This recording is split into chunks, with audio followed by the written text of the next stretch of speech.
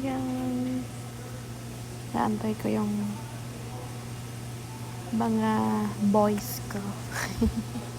Dito ako sa lobby. Lalabas na kaya ako. Lalabas na ako.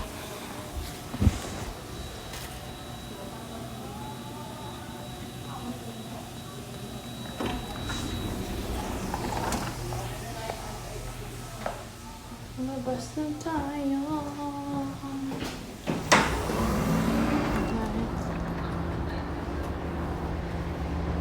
Labas. Antayin na lang natin sila. Dito na ako sa labas. Medyo ano siya, chill. Pero sana hindi magganong kalamig talaga. Wala pa ng mga jacket yun. Naantay ko sila. So pupunta sila ng Walmart. Pupunta kami ng Walmart.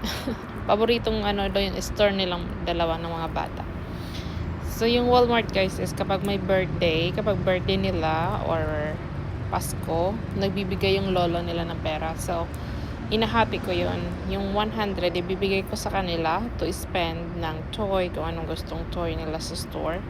Yung 200 is tinatabi ko, nilalagay ko sa bangko nila. So, yun yung routine ng Christmas money nila, birthday money na nakukuha sa mga kamag-anak na nagbibigay. So, yeah, ngayon, birthday ni Derek last ng 13, nagbigay yung lolo niya tsaka yung auntie niya. So hinati ko. Kaya may magwo-Walmart sila ngayon.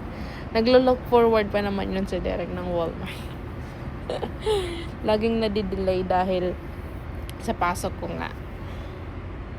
So ngayon, magwo-Walmart na siya. Inaantay ko na lang. Dito na sila guys.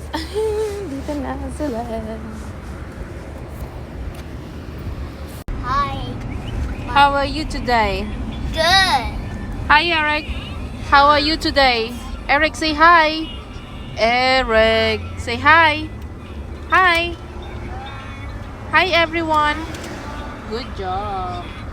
Where are you guys going today? Walmart. Walmart? Wow.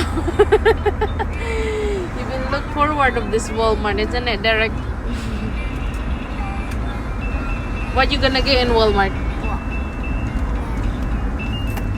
Ayan na siya. Eric, put down your shirt.